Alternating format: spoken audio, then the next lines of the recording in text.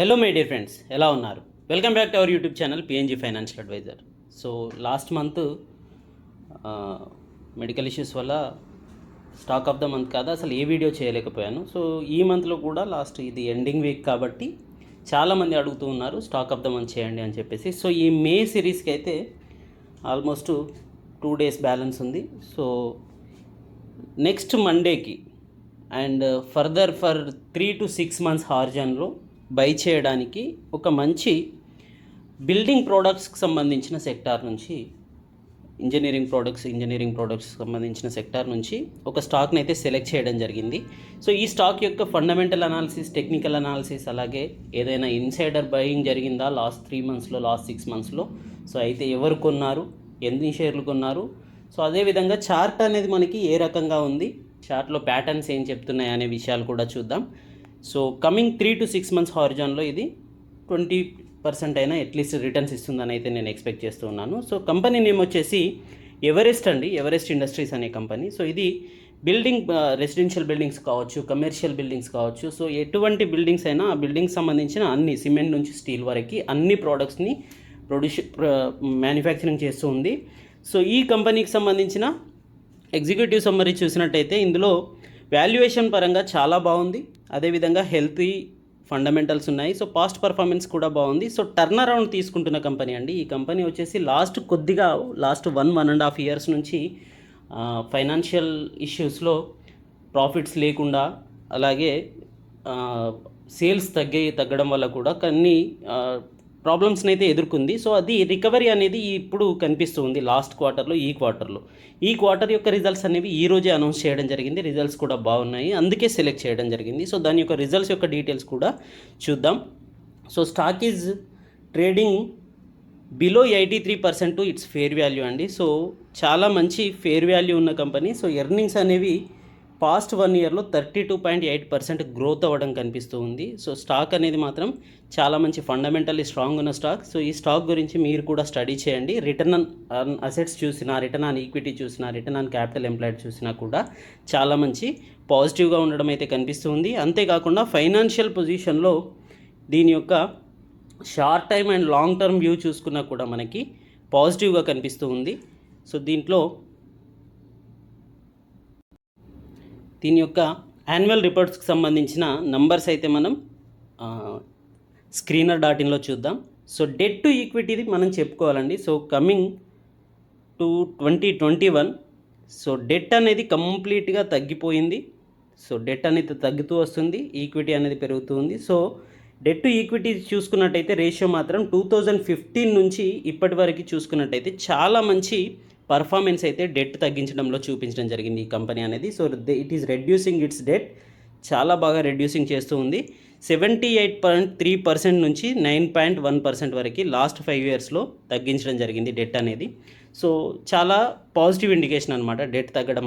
అలాగే insider trading అనేది కూడా దీంట్లో జరిగిందండి. సో దాని గురించి కూడా నేను చెప్పాలి.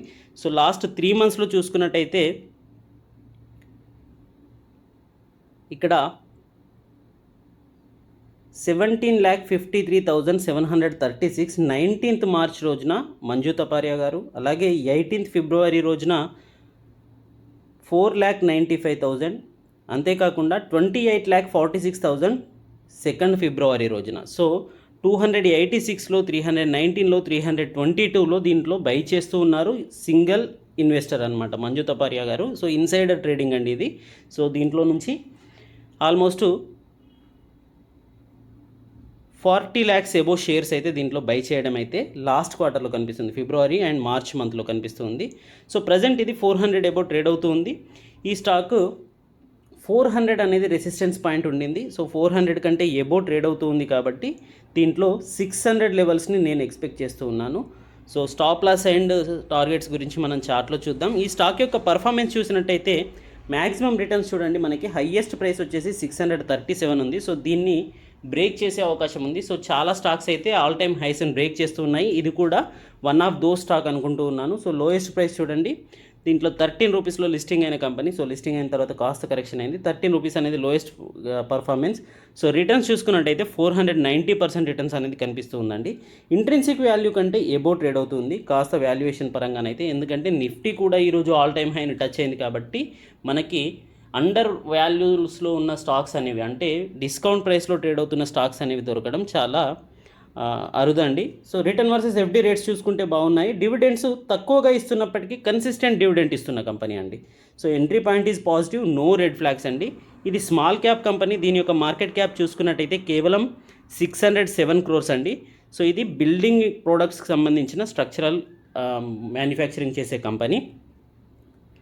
సో దీంట్లో 1 year రిటర్న్స్ చూసుకున్నట్టయితే మనకి 118% రిటర్న్స్ ఇచ్చిందండి. సో 118% రిటర్న్స్ అనేది 1 yearలో కనిపించింది. కేవలం అక్టోబర్ నుంచి డిసెంబర్లో 62% రేజ్ అయిందండి.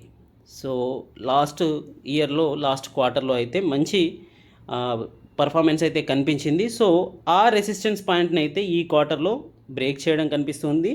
సో 402 ఈరోజు గ్యాప్ అప్లో ఓపెన్ అయినప్పటికీ కాస్త ప్రాఫిట్ బుకింగ్ అనేది కనిపించింది. సో 402 లెవెల్స్లో కనిపిస్తూ ఉంది. సో కమింగ్ 1 yearలో ఏదైనా డీఫాల్ట్ అయ్యే ప్రాబబిలిటీ ఉందా అనేది చూసినా కూడా మనకి టిక్కర్ టేప్ ద్వారా డీఫాల్ట్ అయ్యే ప్రాబబిలిటీ అయితే ఎటువంటిది లేదు అనేది అయితే దీంట్లో అర్థమవుతుంది. సో షేర్ హోల్డింగ్ ప్యాటర్న్లో మనం అబ్జర్వ్ చేయాల్సింది ఏంటి అంటే కన్సిస్టెంట్గా ప్రమోటర్ హోల్డింగ్ అనేది 50.74% అనేది లాస్ట్ 6 quartersలో ఉంది. సో ఎటువంటి ప్రమోటర్ హోల్డింగ్ సెల్లింగ్ జరగలేదు.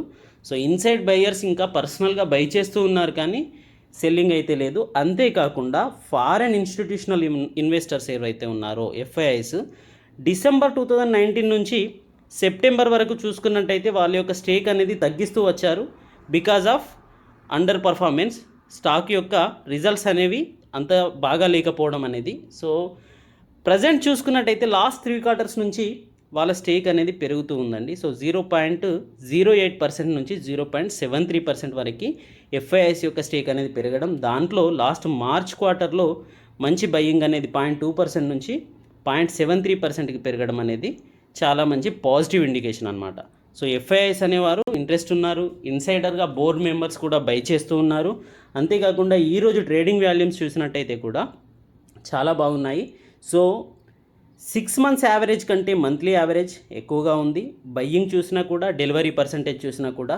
సో మంత్లీ యావరేజ్ కంటే వీక్లీ యావరేజ్ అనేది ఎక్కువగా ఉంది. సో వీక్లీ యావరేజ్ కంటే డైలీ యావరేజ్ అనేది వాల్యూమ్స్ పెరుగుతూ కనిపిస్తూ ఉన్నాయి. సో లాస్ట్ ఫ్యూ మంత్స్లో ఇన్సైడర్స్ బై చేయడం, ఎఫ్ఐఐస్ బై చేయడం, సో అంతేకాకుండా రిటైల్ ఇన్వెస్టర్స్ కూడా దీంట్లో మంచి బయ్యింగ్ అనేది అయితే చూపిస్తున్నారు. దానివల్ల వాల్యూమ్స్ అనేవి పెరుగుతూ ఉన్నాయి. సో ఎప్పుడైతే స్ట్రాంగ్ ప్లేయర్ స్టాక్లో ఎంట్రీ అవుతారో స్టాక్ కూడా స్ట్రాంగ్గా పర్ఫార్మెన్స్ చేస్తుంది. దిస్ ఈజ్ మై బిలీవ్ అండి.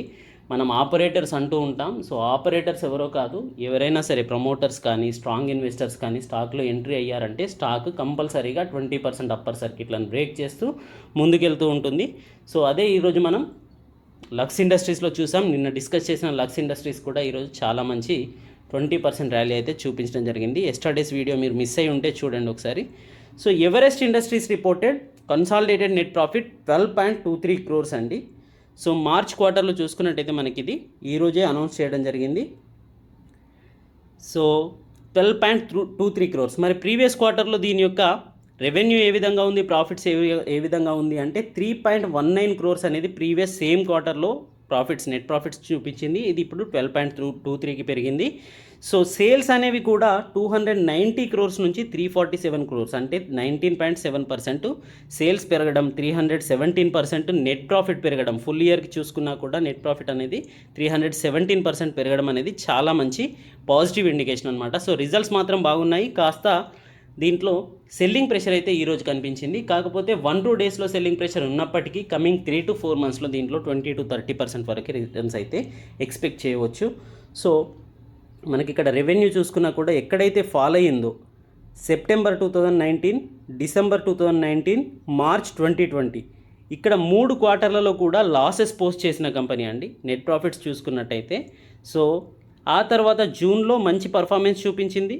కాకపోతే ఆ తర్వాత మళ్ళీ కరెక్షన్ అవుతూ కనిపించింది. 20 crores నుంచి 17 crores, ఆ తర్వాత 5 crores. సో ప్రజెంట్ చూసుకున్నట్టయితే 12 crores దగ్గర మనకి కంపెనీ యొక్క ప్రాఫిట్స్ అనేవి కనిపిస్తూ ఉన్నాయి.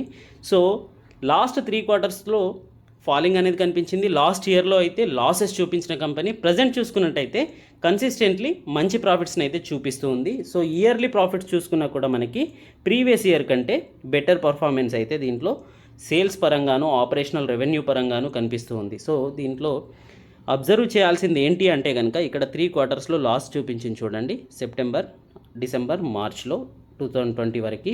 సో ఆ తర్వాత 21 నుంచి 18కి తగ్గింది, 18 నుంచి 5కి తగ్గింది. సో ప్రజెంట్ ఇది 5 నుంచి 12 క్రోర్స్కి పెరగడం అనేది పాజిటివ్గా ఉంది. సో ఆపరేషనల్ ప్రాఫిట్ మార్జిన్ చూసినట్టయితే కూడా మనకి 5% నుంచి 8%కి పెరుగుతూ కనిపిస్తూ ఉంది. సో రెవెన్యూ కూడా ప్రీవియస్ క్వార్టర్ కంటే ప్రీవియస్ ఇయర్ కంటే కూడా రెవెన్యూ పెరగడం కూడా పాజిటివ్గా కనిపిస్తుంది. సో ఇయర్లీ రిజల్ట్స్ ఎలా ఉన్నాయో చూద్దాం. సో 2008 నుంచి 2021 వరకు కంప్లీట్ ఇయర్లీ రిజల్ట్స్ అండి ఇవి. సో దీంట్లో మనం అబ్జర్వ్ చేయాల్సింది ఆపరేషనల్ ప్రాఫిట్ మార్జిన్ అండి. సో మనకి 2009లో 9% ఉండింది, 2010లో 9% ఉంది. ఆ తర్వాత చూసుకున్నట్టయితే మనకి 9% మళ్ళీ ఎక్కడా కనిపించలేదు. ప్రజెంట్ ఈ ఇయర్లోనే, ఈ కంప్లీటెడ్ ఇయర్లోనే 9% ఆపరేషనల్ ప్రాఫిట్ మార్జిన్ అనేది కనిపించింది. So it's came back to the track అనేది అయితే అర్థమవుతూ ఉంది. నెట్ ప్రాఫిట్ చూసినా కూడా 14 crores, 30, 34, 53, 62 crores. So 53 and 62 crores అనేవి మనకి 2019, 2018లో కనిపించాయి. కానీ 2020లో హోల్ ఇయర్లో చూసుకున్నా కూడా మనకి 14 crores మాత్రమే ఉంది. సో ప్రీవియస్ 2018 కంటే కూడా ఎక్కువ ప్రాఫిట్స్ని అయితే ఈ హోల్ ఇయర్లో 2021లో చూపించడం అయితే మనకి కనిపిస్తుంది. సో ఓవరాల్గా ఇయర్లీ పర్ఫార్మెన్స్ చూసినా కూడా మనకి క్వార్టర్లీ పర్ఫార్మెన్స్ చూసినా కూడా పాజిటివ్నెస్ అయితే కనిపిస్తూ ఉంది. చార్ట్ అనాలిసిస్ చూసినట్టయితే ఇది వీక్లీ క్యాండిల్స్ అండి. సో మనకి ఆల్మోస్ట్ 3 to 6 months గురించి హారిజాన్లో దీన్ని అబ్జర్వ్ చేస్తూ ఉన్నాం కాబట్టి వీక్లీ క్యాండిల్సే సెలెక్ట్ చేయడం జరిగింది. సో వీక్లీ క్యాండిల్స్లో కప్ అండ్ హ్యాండిల్ ప్యాటర్న్ అనేది క్లియర్గా కనిపిస్తుంది చూడండి. సో లాస్ట్ జూలై 2020 నుంచి ప్రజెంట్ ఏప్రిల్ 2020 వరకు ఒక కప్ ప్యాటర్న్, ఆ తర్వాత కాస్త కన్సాలిడేషన్తో హ్యాండిల్ ప్యాటర్న్ ఏర్పరిచింది. ఆ తర్వాత మళ్ళీ మనకి మంచి అసెండింగ్ ఛానల్ అయితే ఇందులో బిల్డప్ అవుతూ కనిపిస్తూ ఉంది. సో లాస్ట్ వీక్లో లాస్ట్ వీక్ కంటే 3 weeks ముందు అంటే ఏప్రిల్లో 3 weeks అయితే సేమ్ 350 రేంజ్లోనే ట్రేడ్ అవుతూ కనిపించింది. సో వన్స్ ఇది బ్రేక్అవుట్ తీసుకుందంటే ఈ వీక్ మాత్రం చాలా మంచి పర్ఫార్మెన్స్ విత్ పాజిటివ్ క్యాండిల్తో అయితే కనిపిస్తూ ఉంది. సో డైలీ క్యాండిల్ చూసినట్టయితే మనకి 120 లెవెల్స్ అండి the bottom line, and 350 levels అనేది మనకి రెసిస్టెన్స్ అంటే సపోర్ట్. ఎక్కడైతే demand zone and supply zone అంటాం కదా. సో డిమాండ్ జోన్ అనేది మనకి ఇక్కడ 350 లెవెల్స్లో, సప్లై జోన్ అనేది 120 లెవెల్స్లో. సో ఇక్కడ ఈ కప్ యొక్క లెంత్ ఏదైతే ఉందో ఈ 120 నుంచి 350 ఏదైతే 330 పాయింట్స్ ఉందో ఆ 330 పాయింట్స్ కమింగ్ డేస్లో కూడా మనకి పెరిగే అవకాశం ఉంటుంది. With the same 6 months span తీసుకోవచ్చు, కాస్ట్ ఎక్కువ అయితే 7 to 8 months స్పాన్ తీసుకోవచ్చు. కాకపోతే 400 లెవెల్స్ నుంచి 700 లెవెల్స్, అందుకే నేను 600 అయితే టార్గెట్ పెడుతూ ఉన్నాను. సో 600 లెవెల్స్ని అయితే టచ్ చేసే అవకాశం కనిపిస్తూ ఉంది 3 to 6 months హారిజాన్లో. సో 600 టార్గెట్ని పెట్టుకొని ప్రజెంట్ ఇది 400లో ట్రేడ్ అవుతుంది. సో 400 నుంచి 410 మధ్యలో మీరు బై చేసినట్టయితే 350 లెవెల్స్ ఏదైతే మేజర్ సపోర్ట్గా ఉండిందో, మేజర్ రెసిస్టెన్స్గా పర్ఫామ్ అయిందో, ఇక్కడ వన్స్ అక్టోబర్లో బ్రేక్ చేసిన తర్వాత చాలాసార్లు ఈ ప్రైస్ని బ్రేక్ చేయడానికి ట్రై చేసినప్పటికీ బ్రేక్ చేయలేకపోయింది. ఆ తర్వాత కరెక్షన్ అయ్యింది, మళ్ళీ కాస్త పాజిటివ్నెస్తో వెళ్ళి బ్రేక్ చేయడానికి 2020 డిసెంబర్లో ట్రై చేసినా కూడా అక్కడ కూడా మళ్ళీ కరెక్షన్ ఎదుర్కొంది. సో ఆ తర్వాత ఒక చిన్న హ్యాండిల్ ప్యాటర్న్ విత్ సమ్ కన్సాలిడేషన్తో వాల్యూమ్స్ అయితే పెరుగుతూ ఉన్నాయి. సో మీరు వాల్యూమ్స్ అబ్జర్వ్ చేసినట్టయితే లాస్ట్ 1 yearలో చాలా మంచి వాల్యూమ్స్ పెరుగుతూ ఉన్నాయి. సో ఇక్కడ 280 నుంచి 340 లెవెల్స్లో మంచి కన్సాలిడేషన్ అయితే కనిపించిందండి. సో 280 లెవెల్స్ నుంచి 340 లెవెల్స్ అనేది అయితే మంచి కన్సాలిడేషన్ ఫేజ్గా కనిపించింది. సో ఈ లెవెల్స్ని బ్రేక్ చేస్తూ వెళ్ళిన తర్వాత లాస్ట్ ఏప్రిల్లో మళ్ళీ మనకి ఇప్పుడు ప్రజెంట్ 400 ఎబో ట్రేడ్ అవుతుంది. సో 400 ఎబో ఉన్నంత వరకు ఇది స్ట్రాంగ్ బయింగ్గానే దీన్ని చూడొచ్చు. సో 350 లెవెల్స్ మనకి స్టాప్ లాస్తో 600 లెవెల్స్ని దీంట్లో మీరు ఎక్స్పెక్ట్ చేయవచ్చు. So this is the stock of the month అండి. సో రేపు ఒక 5 పెన్నీ స్టాక్స్ని సెలెక్ట్ చేయబోతున్నాను. సో 5 పెన్నీ స్టాక్స్ గురించి రేపటి వీడియోలో డిస్కస్ చేద్దాం. అంతేకాకుండా సండే రోజున ఒక బెస్ట్ పోర్ట్ఫోలియోస్, కొంతమంది 50,000 అడుగుతున్నారు, కొంతమంది 1 lakh అడుగుతూ ఉన్నారు. సో అట్లీస్ట్ 50,000 పోర్ట్ఫోలియోని అయితే నేను స్మాల్ కేస్లో క్రియేట్ చేయబోతున్నాను. దాని యొక్క లింక్ కూడా డిస్క్రిప్షన్లో ఇస్తాను. సో సండే రోజు పోర్ట్ఫోలియో ఉంటుంది. సో రేపు అయితే పెన్నీ స్టాక్స్ గురించి అయితే స్టడీ చేయాలనుకుంటున్నాను. సో రేపు పెన్నీ స్టాక్స్ని మన ఛానల్లో మీరు చూడొచ్చు. థ్యాంక్ యూ, గుడ్ లక్, జై హింద్.